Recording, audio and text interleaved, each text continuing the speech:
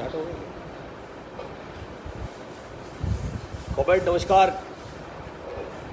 Facebook live 7 बजे का समय दिया था, किसी टेक्निकल कारण से 5 से 10 मिनट लेट हुआ, उसके लिए क्षमा चाहता हूँ।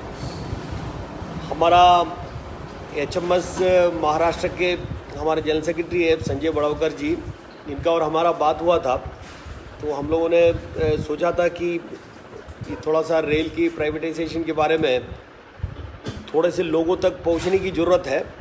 तो HMS ऐसे एक माध्यम है, हम लोगों तक पहुंचने का मौका हमें मिलेगा, तो इसलिए हमने बात किया, तो हमने कहा था कि 7 बजे हम लोग ये फेसबुक लाइव करेंगे। थोड़ा सा लेट हुआ, उसके लिए क्षमा चाहता हूँ। लेकिन हम ये कहना चाहते हैं, क्योंकि अभी आपने देखा कि पूरी दुनिया भर में, हमारे देश भर में, हर जगह में रेल को प्राइवेटाइज करना, सारे हमारे सरकारी जितने भी क्षेत्र है सारे के सारे प्राइवेटाइज करने की, खासगी निजीकरण करने की बात सरकार आदरणीय प्रधानमंत्री जी कर रहा है। सबसे बड़ा पहले सवाल है कि मैं यूनियन से हूँ, नेशनल रेलवे मजदूर यूनियन से हूँ, उनके महामंत्री के रूप में मध्य रेल और कोंकण रेल में, दोनों रेल में हमारा यूनियन चलते हैं, तो रेल के बारे में बोलना जरूरी है। साथ साथ में ऑल इंडिया रेलवेमैन फेडरेशन के एक सहायक महामंत्री के रूप में भी मैं काम करता हूँ, साथ साथ में HMS के साथ में भी हैं।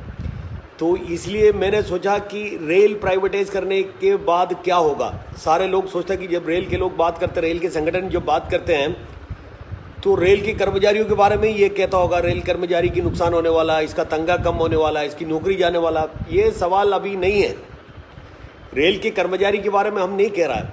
हमें फेसबुक की लाइव के जरिए इसलिए मैं लोगों तक पहुंचना चाहता हूं, अगर ये रेल को, भारतीय रेल को प्राइवेटाइज कर देगा, सबसे बड़ा नुकसान किसका, तो मैं हमेशा हर समय में लोगों को ये कहने का काम किए हैं, हमारे जो यात्री हैं, गरीब जनता है, जो गरीब यात्री हैं, उसी के नुकसान होने वाला है, इसको भूलिएगा नहीं।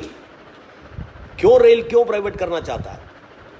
अगर सरकार कहेगा कि रेल नुकसान में इसलिए प्राइवेट करना चाहता, तो नुकसान वाला कोई चीज़ कोई पूंजीपति खरीदना चाहता है, ये तो कोई अजीब की बात है। अगर कोई नुकसान में चलने वाली चीज़ अगर कोई पूंजीपति खरीदना चाहता है तो बड़ा अजीब की बात है। मैं आपको कहता हूँ, हमारा ये जो कोविड महामारी पूरी देश के अंदर, पूरी दुनिया के अंदर कोविड महामारी एक तरफ, और कोविड महामारी की लॉकडाउन के चलते उसके पीछे सारे जितने भी सरकारी संस्था है वो भेजने की तरफ सरकार की दूसरी नीति दूसरी तरफ। लेकिन हम आपको पहले ये भी याद रखनी जरूरत है, जो सरकार की सारे नीतियों को, आदेश को पालन करते हुए इस कोविड महामारी को भी हम आप पूरी इस देश की जनता मिलकर इसको भी हराने की जरूरत है, उसमें हम लोग लगे हुए हैं।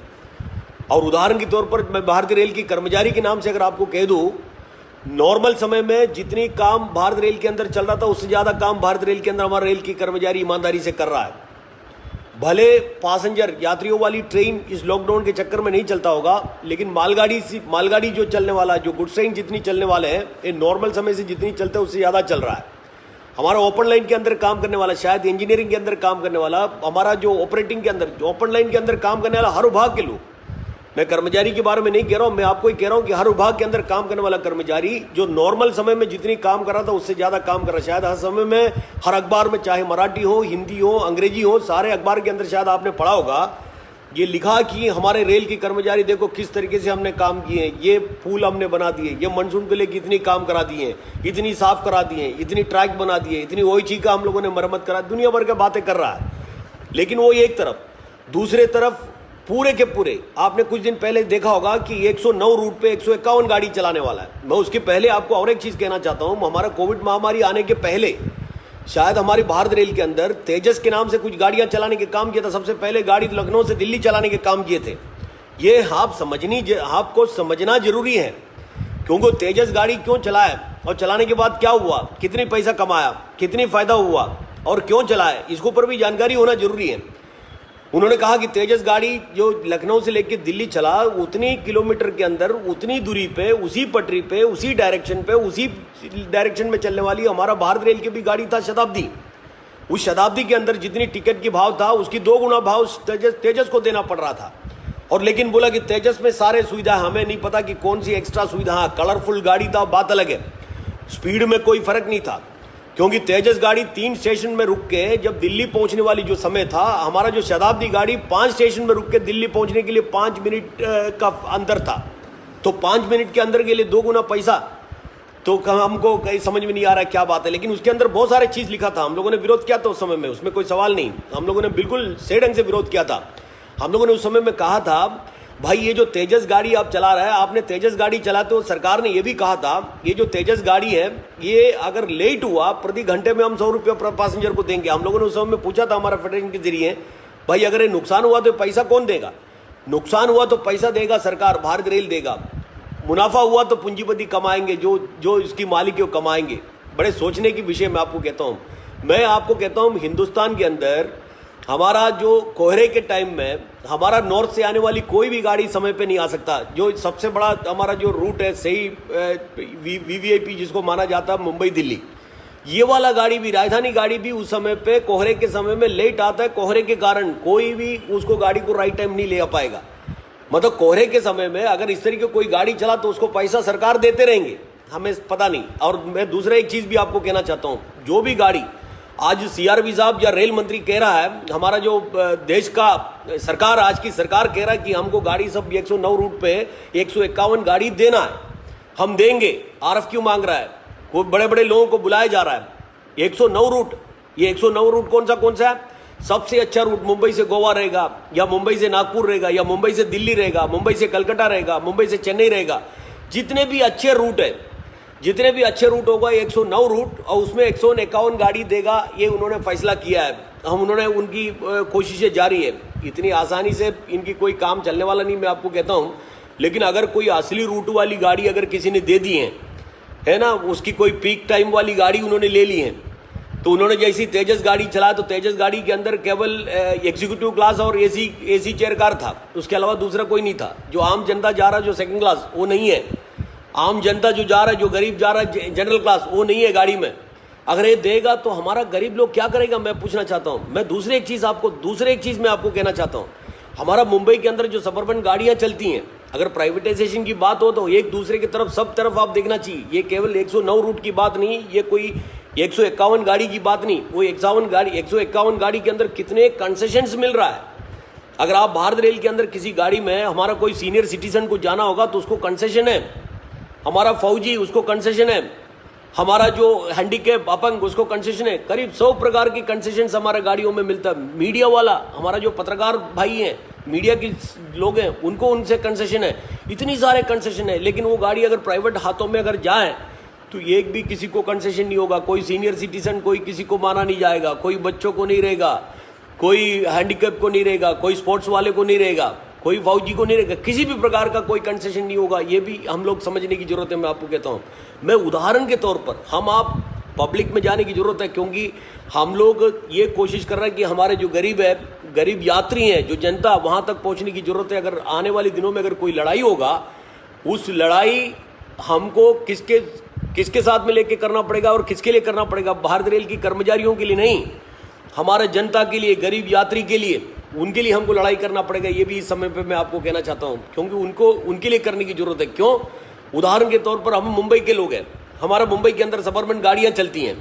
मुंबई के अंदर सबअर्बन गाड़ी, कोविड के पहले जो लोकल गाड़ियाँ चलते थे, जो लोकल गाड़ी के अंदर टिकट की भाव, हमारा जो आम जनता के लिए जो सब्सिडाइज्ड रेट है, हमेशा जो सरकार कहता है कि हमारा जो पैसेंजर गाड़ियों से हमारा कोई मुनाफा नहीं है, क्योंकि इसमें कोई हमको आमदनी नहीं मिल रहा है। तो मुझे पता नहीं सरकार कॉमर्शियलाइज करने के लिए कॉमर्शियल की नज़र से क्यों भारत रेल को देख रही है, ये भी हमें पता नहीं, क्योंकि ये सब तरीके से हम लोगों को देखने की जरूरत है। लेकिन लोकल गाड़ी के अंदर प्रति टिकट पर किलोमीटर 18 पैसा है।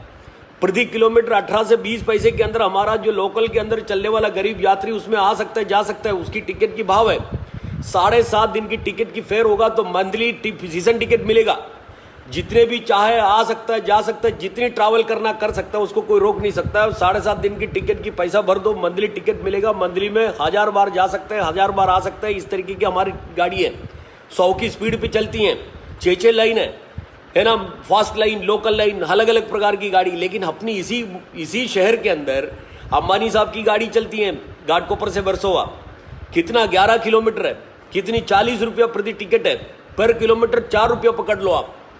एक टिकट, एक पूंजीपति चलाने वाली जो ट्रेन है मेट्रो की नाम से, उसको प्रति किलोमीटर 4 रुपये का टिकट आज है हमारे शहर में। इस कोविड के पहले, इस कोविड की महामारी होने के पहले, इस लॉकडाउन शुरू होने के पहले हमारे इसी शहर के अंदर 4 रुपये प्रति किलोमीटर पूंजीपति वाले गाड़ी में लिया जा रहा है, और हमारे जो भारतीय रेल की गाड़ी है सबअर्बन के अंदर जो आम जनता जाने वाली गाड़ी है उसकी प्रति किलोमीटर 18 से 20 पैसा है।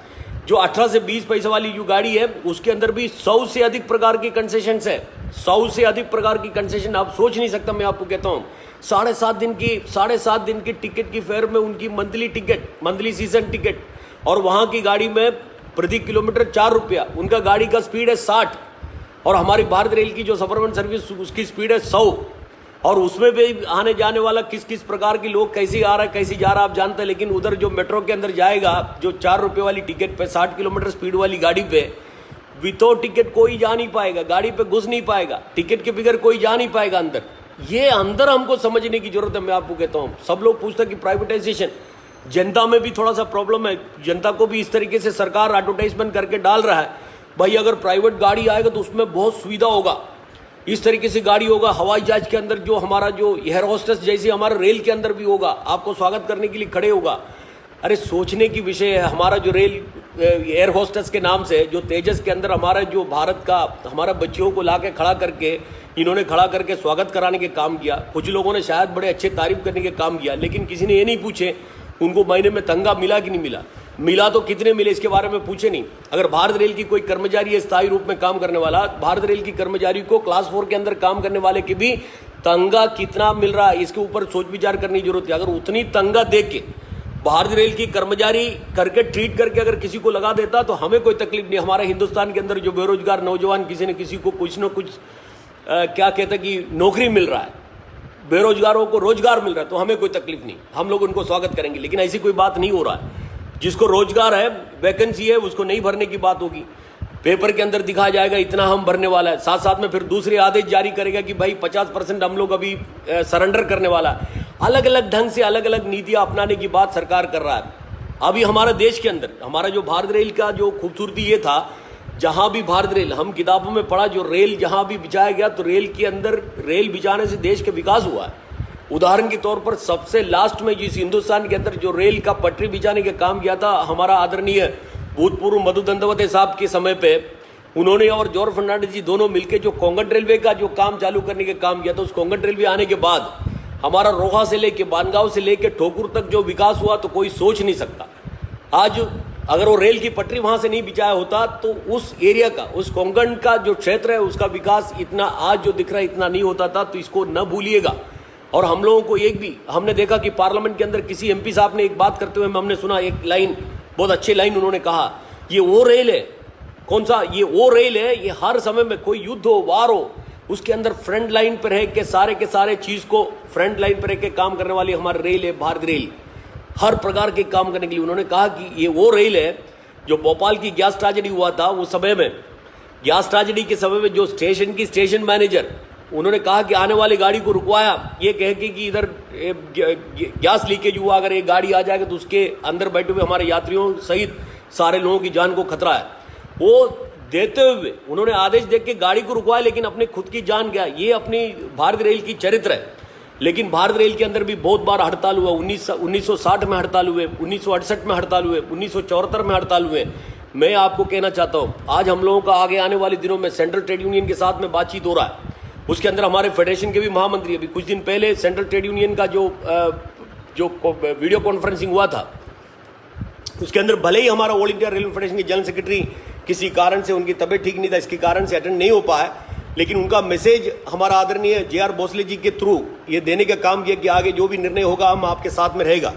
अभी अगस्त 9 तारीख को सेंट्रल ट्रेड यूनियन एक साथ में मिलकर फैसला किया कि क्विट इंडिया वाला जो दिन है तो उस दिन हम लोग सब मिलकर जेल भरो आंदोलन करेंगे। आगे भी उनके आगे भी कार्यक्रम है, लेकिन भारत रेल को लड़ाई में उतरने की जरूरत है। केवल रेल को बचाना जरूरी है, क्योंकि हम लोगों का एक नारा था 2001 के अंदर, ऑल इंडिया रेलवे फेडरेशन का भूतपूर्व महामंत्री कॉमरेड जेपी चौबे साहब ने एक नारा दिया था, कॉमरेड उमराव पुरोहित साहब ने उस समय में एक नारा दिया था, रेल बचाओ देश बचाओ। ये 2001 में दिया था। मतलब आज जो हो रहा है उसके बारे में उस समय में भी सोचा गया था, क्योंकि आपको शायद याद होगा 1999 2000 के समय में राकेश मोहन करके एक साहब का कमेटी का एक रिपोर्ट आया था। उस रिपोर्ट के अंदर core activity, non core activity, गाड़ी कौन सी गाड़ी रेल के अंदर रहना चाहिए, किस प्रकार के विभाग को रेल के अंदर रखना चाहिए, किस प्रकार के विभाग को बंद करना चाहिए, उसके ऊपर बड़ा चर्चा करने का काम उस समय में किया था। उस समय में हम लोगों ने यूनियन के लाल झंडे के लोगों ने, हमारे यूनियनों ने, हमारे फेडरेशनों ने सब साथ में मिलकर हम लोगों ने लड़ाई करके उस राकेश मोहन कमेटी की रिपोर्ट को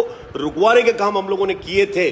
लेकिन फिर अभी मोदी साहब की सरकार आने के बाद, आदरणीय प्रधानमंत्री मोदी साहब आने के बाद फिर राकेश मोहन का बड़ा भाई विवेक देबरॉय का लेके आने का काम किया। उसकी कमेटी का रिपोर्ट आया तो रिपोर्ट के अंदर कहा कि रेल के अंदर कुछ रखने की जरूरत नहीं है, सारे के सारे खासगी निजीकरण करो, प्राइवेटाइज करो, सारे के सारे खत्म करो, बेच दो, गाड़ियां बेच दो, कोई डिपार्टमेंट को रखने की जरूरत नहीं, इस तरीके के बात। और उसको पूरी इंप्लीमेंट करने के लिए पर सरकार खुद पड़े हुए हैं। मैं आपको कह रहा हूं अभी हमारी जो आगे आने वाले दिनों में सारे लोग एक साथ में मिलके, खास करके हम लोग एक रेल के अंदर एक जबरदस्त कार्यक्रम करने की जरूरत है। वो जबरदस्त कार्यक्रम का अर्थ ये है केवल कर्मचारियों के लिए नहीं, कर्मचारियों के लिए भी है। हर समय में हमारा केंद्र सरकार के सारे मंत्रिमंडल, बहुत सारे लोगों के मुंह से हम लोगों ने ये सुना है, आज देश के अंदर करीब 25 करोड़ से अधिक बेरोजगार नौजवान इस हिंदुस्तान में हैं। 25 करोड़ से अधिक बेरोजगार नौजवान इस हिंदुस्तान में लिखे पड़े हैं। और सबसे बड़ा उद्योग जहां नौकरी मिल सकता है, जो सरकारी उद्योग है आज के दिन में भारतीय रेल, और उसको भेजने की बात हो रहा है, उसको प्राइवेटाइज करने की बात हो रहा है। प्राइवेटाइज करने की बात हो रहा है तो हर जगह में यह भी कहा जाता है भारतीय रेल को कभी प्राइवेटाइज नहीं किया जाएगा। ये आप लोगों को यूनियन वाले आपको क्या कहते हैं कि गलत बातें करके बरकला रहा है, इस तरीके से भी बात हो रहा है। तो हमको ये प्राइवेटाइजेशन का अर्थ ही नहीं समझ में आ रहा। फिर अगर इस तरीके की बात है तो मुंबई के अंदर मैं आपको कहना चाहता हूँ, परेल एक कारखाना है, एकदम अंग्रेज के जमाने में बना हुआ कारखाना, 1,100 करोड़ की असेट है, लेकिन इसको खत्म करके वहां उसका टर्मिनल बनाने की बात हो गया। टर्मिनल यहां बनाना है। अरे भाई यहां क्यों टर्मिनल बनाना है? क्योंकि उन्होंने रेल मंत्री जी ने आदेश दिया कि परेल कारखाना बंद करो, इधर हम टर्मिनल बनाएंगे। हमको मुंबई के अंदर ऐसा टर्मिनल की सुविधा लाने की जरूरत है।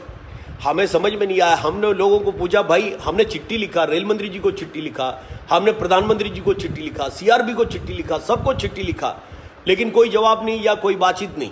अरे भाई हमको भी बुला लो, हमको भी जरा कन्विंस कराओ। आपको परेल के अंदर आपको कारखाना बंद करके, 3,500 कर्मचारी वाला कारखाना बंद करके, पुराना जमाने की कारखाना, सही ढंग से चलने वाला कारखाना, सही ढंग से मरम्मत करने वाला कारखाना, इसको बंद करके 3,500 लोगों की नौकरी वाला चीज को बंद करके वहां टर्मिनल बना के फायदा किसकी? मुंबई वालों की फायदा, या हमारे महाराष्ट्र के लोगों को फायदा करने वाला, या भारतीय रेल की फायदा करने वाला? किसकी, या किसकी फायदा करने वाला हमको समझाओ। मैं आपको कहना चाहता हूं, ये ऐसी एक शहर होगा जो हिंदुस्तान के अंदर, ऐसी एक शहर होगा जो मुंबई के अंदर 20 किलोमीटर के अंदर करीब आज के दिन में 5 टर्मिनल है ऑलरेडी। मध्य रेल के अंदर 3 है, कुर्ला टर्मिनस है, दादर है, सीएसटी है, और उसके अलावा परेल में भी बनाना चाहता है। परेल के अंदर रेल की जमीन है, शायद वही होगा, वही नजर में होगा सबका, हमें समझ में नहीं आ रहा। हमने कहा कि अगर सही माने में सेंट्रल रेलवे के अंदर कोई दूसरा अगर टर्मिनल की जरूरत है तो परेल कारखाना बंद करके परेल के अंदर कोई टर्मिनल बनाने की जरूरत है, ऐसा हमें नहीं लगता। हमने कहा कि अगर आप नॉर्थ ईस्ट से, साउथ ईस्ट से, नासिक से, भुसावल की तरफ से आने वाली गाड़ी या पूना की तरफ से आने वाली गाड़ी, जितने भी मेलेसस गाड़ियां हमारे मुंबई की तरफ आता है, आप कल्याण में जाकर देखिएगा। क्योंकि हमारा जो मुंबई के अंदर, मुंबई शहर के अंदर रहना कोई आसान बात नहीं। कोई गरीब आदमी रह नहीं सकता है, कोई मिडिल क्लास के आदमी, लोअर मिडिल क्लास के आदमी कोई घर नहीं ले सकता। तो जितने भी जो नौकरी करने वाले जो लोग हैं, ये कल्याण और कल्याण के आगे रहते हैं। तो हमने कहा कि जो उस तरीके से उस तरफ से आने वाली दोनों गाड़ी कल्याण की तरफ जब आता है तो करीब 60 से 70% लोग खाली होता है यात्री। तो सही माने में अगर टर्मिनल बनाना ही है तो कल्याण के अंदर उस तरीके का ही बनाना चाहिए, तो उसमें हमारे लोगों का, यात्रियों का भला होगा। लेकिन इस तरीके कोई विचार न करते हुए, एक तो हमारी सिटी है, उसके अंदर फिर कंजेस्शन वाला मामला होगा, लेकिन फिर परेल में बनाने की हम लोगों ने उसको विरोध किए, लेकिन उसको विरोध करके रुके हुए हैं। अगर आगे आएगा, हम लोग पूरी कर्मचारियों को लेकर बाहर आने को तैयार है। हम लोगों ने बहुत बार उसको विरोध किए हैं। वही मुंबई शहर के अंदर एक प्रिंटिंग प्रेस है बाइकला के अंदर। मैं आपको, ये जनता भी जानना जरूरी है कि प्रिंटिंग प्रेस, रेल के बारे में खिलाफ अलग अलग चीज बोला जाता है, रेल की कर्मचारी ऐसे हैं वैसे हैं। जब रेल के मंत्रियों के साथ में फेडरेशन के हमारा आदरणीय महामंत्री कॉमरेड शिवपाल मिश्रा जी और उनके बाकी साथियों के साथ में जब बातचीत करने के बाद भारतीय रेल के अधिकारियों ने, जो रेल मंत्रालय में बैठे हुए लोगों ने, जो उस समय के शायद रेल मंत्री के भी जानकारी से एक फैसला हुआ, भाई हमारा कम से कम भारत रेल के अंदर सारे प्रिंटिंग प्रेस नहीं बंद किया जाएगा, कम से कम 5 प्रिंटिंग प्रेस रखेगा, उसमें से एक मध्य रेल का होगा, और पश्चिम रेल के भी जो प्रिंटिंग प्रेस के कर्मचारी हैं उनको भी बाइकला के अंदर मध्य रेल की प्रिंटिंग प्रेस में भेजा जाएगा, वहां का मशीन भी भेजा जाएगा, ये भी कहा गया। और लेकिन अभी हमारा जो गोयल साहब है, हमारे रेल मंत्री, ये कहता कि नहीं कोई प्रिंटिंग प्रेस की जरूरत नहीं, इसको बंद करो। इसको बाहर देंगे। और भाई प्रिंटिंग प्रेस बंद करके हमारा रेल का सारे छपने वाला काम है, ये अगर बाहर देगा तो इसको प्राइवेटाइजेशन नहीं तो क्या कहलाएगा? क्या इसकी अर्थ किया? हमको भी थोड़ा समझाओ। हर जगह में इस तरीके की बातें करके कहीं ना कहीं रेल को पूरे खत्म करने का साजिश चल रहा है। मैं आपको कहता हूं, आप शायद आपको याद होगा, हमारा आईसीएफ जो चेन्नई के अंदर जो आईसीएफ का जो वंदे भारत एक्सप्रेस करके एक गाड़ी निकले थे, हमारा हर गरीब जनता, हर यात्री, शायद हर अखबार के अंदर पढ़ा होगा, एक खूबसूरत गाड़ी बना था 18 कोच का, और उन्होंने लिखा था कि 160 किलोमीटर की स्पीड पे चलती हो गाड़ी। दिल्ली वाराणसी गाड़ी चल भी रहा है, हमारा भारत के अंदर वो गाड़ी चल भी रहा है 160 किलोमीटर की स्पीड पे, बहुत खूबसूरत गाड़ी वंदे भारत एक्सप्रेस बना है आईसीएफ कोच फैक्ट्री से। सबसे तारीफ रेल मंत्री जी से लेकर, रेल मंत्रालय से लेकर सारे के सारे लोगों ने उसको तारीफ करने का काम किया, सारे अखबार के अंदर छप के भी आया, बहुत बढ़िया गाड़ी। लेकिन अचानक उस गाड़ी को उनकी मैन्युफैक्चरिंग बंद हुआ। अभी कह रहा है कि अभी 40 बनाएंगे, हमें पता नहीं कितना बनाने वाला कितना नहीं बनाने वाला है, लेकिन बाहर से लाने की भी बात हो रहा है, गाड़ी बाहर से लाएंगे, है ना। अभी जो 109 रूट पे 151 गाड़ी चलाएंगे, तो जो आएंगे तो जो कोचेस है वो बाहर से ज़्यादा स्पीड पे चलने वाली, ज़्यादा सुरक्षा वाली कोच लाएंगे। अभी 4000 किलोमीटर में हमको प्राइमरी रिपेयर करना पड़ता, तो वो वाली गाड़ी आएगा तो 40,000 किलोमीटर तक हमको करने की जरूरत नहीं। इस तरीके कोच लाने की भी बात हो रहा है। आप देखो, पहले टिकट खरीदा जाता था, अभी पूंजीपति लोगों ने गाड़ी खरीद के फिर हम लोगों को खरीदने वाला, मैं आपको कहता हूँ। और आप ये मत भूलिएगा, ये जितने भी गाड़ी खरीदने वाला, कोई पटरी का मरम्मत नहीं करने वाला, या कोई पटरी डालने वाला नहीं है, या कोई इंजीनियरिंग वाला काम, या गाड़ी चलवाने वाला ऑपरेटिंग का काम, या किसी भी प्रकार का कोई काम वो नहीं करेंगे। वो केवल डब्बा लेके खरीद के रूट, अच्छा वाला रूट लेके, अच्छा वाला समय पे, अच्छा वाला पैसा लेके, 2 गुना ज़्यादा पैसा लेके, उसमें जनरल कंपार्टमेंट नहीं रहेगा, उसमें सेकेंड क्लास वाला कम दर वाला फेयर वाला कम फेयर वाला आपका कोच नहीं रहेगा, बड़े बड़े फेयर वाला कोच रहेगा। और वो कहेगा कि हवाई जहाज से कम पैसे में हम ले जाएंगे, हम उनके साथ में कंपेयर कर रहा है। अरे भाई, किसके साथ में कंपेयर कर रहे हैं हमें पता नहीं। मैं आपको कहता हूँ, हमारा जो रेल के लोग हैं, हमारा जो रेल के अंदर यात्रा करने वाले जो गरीब लोग हैं, उनके बारे में बात करो। आप विदेश के बारे में, यूरोप के बारे में मत बात करो। यूरोप में गाड़ी है लेकिन यात्रा करने वाला नहीं है।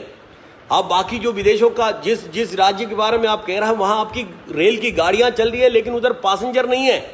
लेकिन भारत रेल की स्थिति ऐसे नहीं है। भारत रेल में यात्री हैं, गाड़ी पूरे के पूरे डालने के बाद भी, गाड़ी जैसा मुंबई जैसे एरिया में कोई फ्रीक्वेंसी नहीं गाड़ी एक्स्ट्रा डालने के लिए, फिर भी पैसेंजर इतने उसको ले जाने का सुविधा नहीं। तो सुविधा देने के लिए पटरी डालने की जरूरत पड़ेगा, अधिक पटरी डालने की जरूरत पड़ेगा, अधिक इसके अलावा गाड़ी चलाने की भी जरूरत पड़ेगा।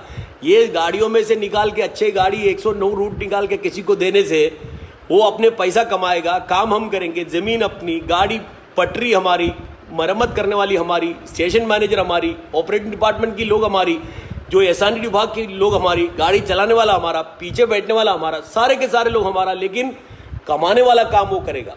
और कहीं ना कहीं हमने ये भी देखा, इस तरीके से गाड़ी चलेगा, आधा घंटा पहले कोई गाड़ी नहीं होगा, आधा घंटा पीछे कोई गाड़ी नहीं होगा, दुनिया भर के बात ये भी चलते रहेगा। मतलब जब तक पूंजीपति वाली गाड़ी जब निकलेगा अगर दिल्ली की तरफ, वो दिल्ली जाने तक उसको देखने के लिए 50 लोग बैठे रहेगा, भाई ये दिल्ली कब पहुंच रहा है, समय पे पहुंच रहा है कि नहीं पहुंच रहा है। बड़े खतरनाक सीधी है भाइयों, मैं आपको कहता हूँ, इसलिए इसके ऊपर विचार करने की जरूरत है। आजकल रेल के अंदर कॉमर्शियल के लोगों को, मतलब मालगाड़ियों में, मतलब कैसी मालगाड़ी में बिजनेस ज़्यादा मिलेगा, इसके लिए हमारा कॉमर्शियल विभाग को लोगों को लिया जा रहा है। मैं आपको कहता हूँ, हम लोग ये भी ना भूलिएगा, कभी कभी हमें ऐसा लगता है, हम लोग थोड़ा सा न्यूट्रल तरीके से भी सोचने की जरूरत है। हम लोगों का जितने भी जो रेल जो पहले से लेके जो चलते आए, कुछ ऐसे कुछ मंत्रिमंडल भी, मंत्री लोग भी ऐसे ही फेमस हुए हैं, क्योंकि हमारा जो हर टाइम में, अभी रेल बजट तो है ही नहीं, रेल बजट खत्म किए, उसको मर्ज कर दिए। नहीं तो पहले रेल बजट होता था, जब रेल बजट जब आते थे लोग सोचते थे कि टिकट का फेयर बढ़ेगा, क्या बढ़ेगा नहीं बढ़ेगा, ये देखते बैठता था। तो हर समय में बजट के अंदर जो मालगाड़ी का भाड़ा बढ़ाने का काम करता था, हर समय में, ऐसी कोई बजट नहीं जिसमें मालगाड़ी का भाड़ा बढ़ा नहीं। मालगाड़ी का भाड़ा बढ़ते ऊपर गया, लेकिन रेल का विकास, जो पटरी ज़्यादा डालना चाहिए, गाड़ियाँ ज़्यादा चलना चाहिए, इसका कभी हुआ नहीं। और हमारा जो है नेशनलाइज रोड अच्छा बन गया, तो रोड के जरिए जो ट्रांसपोर्ट, जो माल पहुंचाने का काम जो प्राइवेट पार्टी शुरू किए, वो तो रेल से कम रेट पे लोग पहुंचाने का काम किए, तो रेल का भी जो गुड्स वाला काम भी कम हुआ, तो उस तरीके से बढ़ा के ले जाने के काम हुए। लेकिन बाकी चीज़ों के बारे में किसी ने ध्यान नहीं दिए। तो मुझे ऐसा लगता है कि ये जो भारत रेल की, मुझे ऐसा लगता नहीं, मुझे पूरी विश्वास है, ये भारत रेल की गाड़ी, भारत रेल जो है, ये केवल एक मुनाफा कमाने वाली एक संस्था नहीं है, ये देश का प्रगति करने वाला संस्था है। हर समय में, हर तरीके से इस्तेमाल करने वाला एक संस्था है। तो इस संस्था का उस रूप से रखने की जरूरत है। ये हम लोग आज़ाद होने के पहले प्राइवेट कंपनियों में बांटे हुए थे, अलग अलग ग्रेट इंडियन पेनिसुला कंपनी, अलग अलग ढंग से नाम से इसको जाना जाता था। लेकिन हमारा देश आज़ाद होने के बाद इसको नेशनलाइज करने का काम किया, तब तो इसको भारत रेल बनाने का काम किया। लेकिन पुराने तरफ फिर हम लोग जाना चाहता है। फिर इस गाड़ी को किसी न किसी 151 गाड़ी को दे दो। हमें पता नहीं क्या किस तरीके से किस सोच में सरकार जा रहा है, मुझे पता नहीं। स्टेशन दे रहा है, करीब 400 स्टेशन देने का IRSDC बनाए हुए हैं, Indian railway station development corporation. करीब 400 स्टेशन देने की बात हो रहा है। तुरंत 50 स्टेशन रिमॉडलिंग करना, क्या पता नहीं, वो भी जमीन के ऊपर इनके सारे सोच है ना। ये स्टेशन हम दे देंगे, स्टेशन वो बना देंगे, तो आपको क्या तकलीफ है? आपको पीछे बैठना तो आपको जगह मिलेगा, गाड़ी आएगा, गाड़ी जाएगा, आप अपने काम भी करेगा, लेकिन बाकी सब कमर्शियलाइज रहेगा। इधर सारे के सारे नमक से लेके सारे चीज़ आपको वही मिलेगा। बाकी देशों में देखो कैसा चलता है। लेकिन मैं आपको पूछना चाहता हूँ, ये जो देने के बाद जो रेल के अंदर चलने वाला, आज रेल के अंदर कोई स्टेशन में जाएगा, सिक्योरिटी से लेके सारे के सारे भारतीय रेल की कर्मचारी है, चाहे RPF हो, चाहे हाउसकीपिंग के लोग हो, चाहे ऑपरेटिंग के लोग हो, चाहे टिकट भेजने वाले लोग हो, टिकट चेकिंग के लोग हो, टिकट देने वाले हो, ये सब सारे के सारे लोग भारत रेल की कर्मचारी हैं। कहीं ना कहीं जो नौजवान साथी हैं, जो 25 करोड़ जनता है जिसको नौकरी नहीं है, जो नौकरी के लिए देख के बैठे हुए हैं, उसमें से कहीं ना कहीं यहाँ नौकरी लग सकता है, क्योंकि यहाँ वैकेंसी है, ये सब पोस्ट वहाँ रहेगा। लेकिन ये अगर IRSDC के जरिए स्टेशन को अगर ठेके में दे देगा, तो ये यहाँ केवल स्टेशन मैनेजर रहेगा, ऐसे भी इनकी इसमें लिखा हुआ है। वहाँ कोई हाउसकीपिंग का स्टाफ इनका नहीं होगा, वो स्टेशन जिसका होगा, जिस मालिक ने बनाया उसका होगा, सिक्योरिटी उसी का होगा, फिर RPF GRP की जरूरत नहीं पड़ेगा उधर। आप सोचो कैसे, किस प्रकार का, कोई क्लैरिटी नहीं, कुछ नहीं। आखिर में मेरा इतना कहना, मैं ज़्यादा बोल के आपको बोर नहीं कराना चाहता हूँ। मैं चाहता हूँ कि हम लोग HMS ऐसे एक माध्यम है, क्योंकि हमें पता कि हमारा जो जनरल सेक्रेटरी साहब है, ये पूरे के पूरे लोगों में अनऑर्गेनाइज सेक्टर के अंदर भी है, HMS की यूनियन है, सारे के सारे जगह में हमारे जो गरीब लोग हैं उन तक हमारी इस बात को पहुंचाने की जरूरत है। और आगे आने वाले दिनों में जो 1974 साल में जॉर्ज फर्नांडिस जी का नेतृत्व में जो ऐतिहासिक हड़ताल हुआ था, उससे भी एक बड़ा हड़ताल की जरूरत है, उसके बगैर ये रेल को बचा नहीं पाएगा।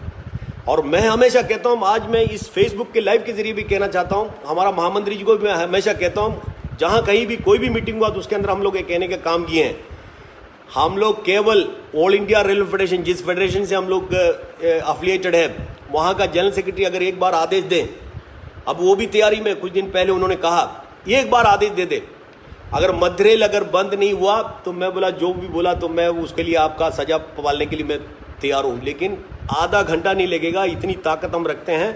सेंट्रल रेलवे, कोंकण रेलवे हम बंद कर सकता हूँ और करेंगे। मैं इस फेसबुक के लिए लाइव के जरिए मैं कहना चाहता हूँ, किसके लिए? हमारे लिए नहीं, हमारा कोई तंगा बढ़ाने के लिए नहीं, हमारा कोई सुविधा बढ़ाने के लिए नहीं, भारत रेल को जिंदा रखने के लिए। गरीब जनता का, ये पूरी दुनिया में इतने सस्ता वाला कोई ट्रांसपोर्ट सर्विस कोई दुनिया में नहीं है।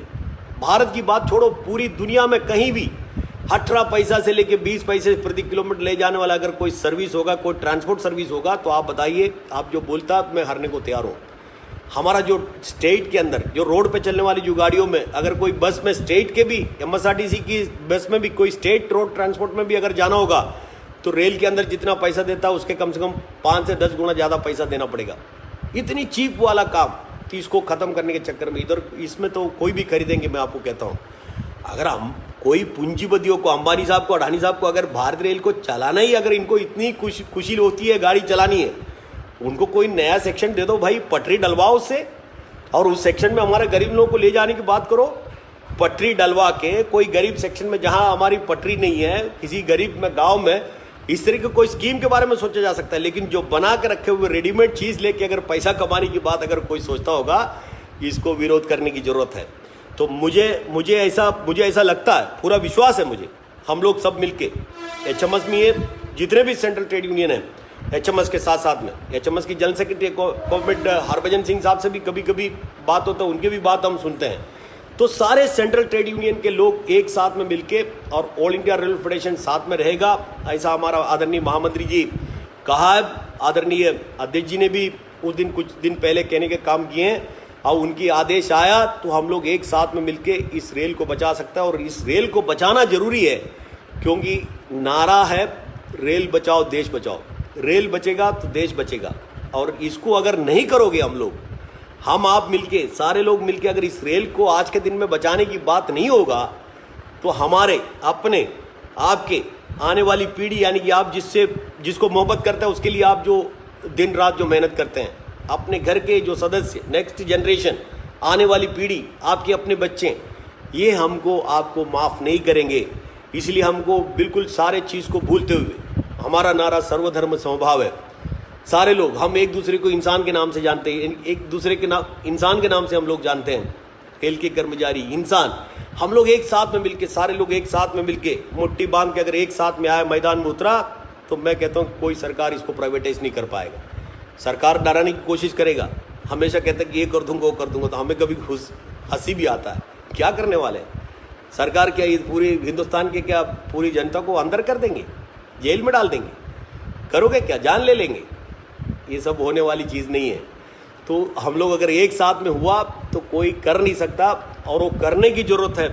60, 68, 74 इसमें ज़्यादातर रेल की कर्मचारियों की बात को लेके हड़ताल हुए हैं ज़्यादातर। उसके अलावा भी इश्यू था, लेकिन वो मेन था। लेकिन अभी आने वाले दिन में मुझे पता नहीं कि 2020 में होगा या 2021 में जो हड़ताल होगा, वो हमारा रेल को बचाने के लिए, देश को बचाने के लिए, और गरीब जो नागरिक है हमारा, जो हिंदुस्तान के, इनको आने जाने की सुविधा, अगर ये गाड़ी बंद हुआ तो वो कभी रेल गाड़ियों में यात्रा करना भूल जाएगा, मैं आपको कहता हूँ। इसलिए हमारा गरीब जनता के लिए, हिंदुस्तान के गरीब जनता के लिए इस रेल को बचाना जरूरी है। इसलिए ये सारे विषय कहने के लिए बहुत सारे विषय, ज़्यादा लंबा कहा तो लोगों को सुनने को भी मज़ा नहीं आएगा, तो इसलिए मैं ज़्यादा ना कहते हुए सिंपल, अगर इसको प्राइवेटाइज किया तो प्राइवेट आदमी, हमारा गरीब आदमी यात्रा नहीं कर पाएगा। इसलिए हमको इसको बचा कर रखना है, हमको यात्रा करना है, हमको अपने जगह में जाना है, गांव में जाना है, वापस आना है, नौकरी में जाना है, ये सब करना है। इसलिए इसको जिंदा रखना जरूरी है। हम सब मिलके, अगर सरकार का इसको अगर कोई प्राइवेटाइजेशन करने वाला मामला होगा, उसको एक साथ में विरोध करके हम लोग को इसको ख़त्म करना है, उनको हराना है और रेल को जिंदा रखना है। तो मुझे ऐसा लगता है कि पूरी विश्वास है हम लोग इसमें 100% सक्षम होगा। तो कम से कम फेसबुक लाइव के जरिए, क्योंकि आज कोविड का मामला है, लॉकडाउन है, तो हम लोग बाहर जा नहीं सकता, पब्लिक के बीच में जा नहीं सकता, इसलिए हमारी मजबूरी है इस फेसबुक के ज़रिए लोगों तक जाना। क्योंकि हमें भी ये फेसबुक के ज़रिए जाना उतना ठीक नहीं लगता, जब तक लोगों के चेहरा नहीं देखेगा, लोगों के बात को नहीं समझेगा, तब तक बात करने को भी मज़ा नहीं आता। लेकिन फिर भी मजबूरी है, इस मजबूरी को भी समझते हुए आप लोग भी जितने लोगों को जोड़ सकता जोड़ के तैयार रहिएगा। सबसे पहले सरकार का ऊपर से लेके, अभी जब कोविड को हराने की बात है तो प्रधानमंत्री से लेके जितने भी आदेश नीचे तक जिन्होंने जारी किए हैं, उसको पालन करते हुए इस कोविड को ख़त्म करने का काम हम सब मिल के करेंगे, इसमें कोई सवाल नहीं। इस कोविड के जरिए, कोविड के अंदर भी मैं एक चीज़ आपको कहना चाहता हूँ, बहुत सारे जगह में देखता हूँ कि इसको कोविड हुआ, अभी रेल के अंदर, हमारा मध्य रेल के अंदर बहुत सारे लोगों को हुआ, करीब 1000 लोग तक मुझे लगता है कि संक्रमित हुआ। कल भी हमारे कॉमेड इसके कोविड के वजह से उनका मृत्यु हुआ। बड़े दुख है हमें, किसी को कोविड हुआ तो अपने बिल्डिंग में रहने वाला या बगल में रहने वाला, तो लोग को बड़े नफरत से देखता है, वो फलाना बिल्डिंग सील हो गया, जैसे कोई अपराध करके आया। इतना कोई डरने की वगैरह जरूरत नहीं है। जो पालन करने के लिए बोला तो उतना करिएगा, लेकिन उस व्यक्ति को, उस इंसान से मत आप नफरत मत करिएगा, उस बीमारी से नफरत करिएगा। जितना हमसे होता उतना मदद हम एक दूसरे को करना चाहिए, तब हम लोग जल्दी इसको ख़त्म कर पाएगा। लेकिन हमारा आखिर में लाइन यही है, हम लोग सब मिलके एक दूसरे को भाईचारा रख के, एक दूसरे से मदद करके, इस सरकार के आदेश को पालन करके कोविड महामारी को जब ख़त्म करेंगे, उसके बाद में ऐसा ना हो जाए कि जब ख़त्म करके बाहर निकला तो भारत रेल ही नहीं रहा, सब बेच लिए, स्टेशन भी बेच दिए, गाड़ी भी बेच दिए, पटरी भी बेच दिए, कुछ रहे नहीं। ऐसा नहीं होना, इसलिए हमको एक होना जरूरी है। इसलिए हम फेसबुक के ज़रिए कम से कम लोगों तक इस बात को पहुँचाने की कोशिश कर रहा, मैं आपको कहता हूँ। इसलिए ज़्यादा कुछ ना बोलते हुए मैं एचएमएस का महामंत्री जी हैं जो महाराष्ट्र की, उनको धन्यवाद देना चाहता हूँ। उनके माध्यम से ये कुछ लोगों तक पहुंचने का मौका हमें मिला। इसलिए हम सब मिलके आने वाले दिनों में इस रेल को बचाने के लिए, इस प्राइवेटाइजेशन के खिलाफ लड़ाई करेंगे। उसमें पूरी लड़ाई में हम लोग सारे लोग मिलके लड़ेंगे, कहते हुए आप सभी को धन्यवाद देते हुए, और एक कोविड महामारी से लड़के दूर करने के लिए शुभकामनाएं। साथ साथ में जो भारत रेल को बचाने के लिए जो लड़ाई होगी, उसके लिए बिल्कुल और एक बार शुभकामनाएं देते हुए मेरा दो शब्द समाप्त करता हूँ। धन्यवाद। जय हिंद। इनकलाब जिंदाबाद। लाल सलाम।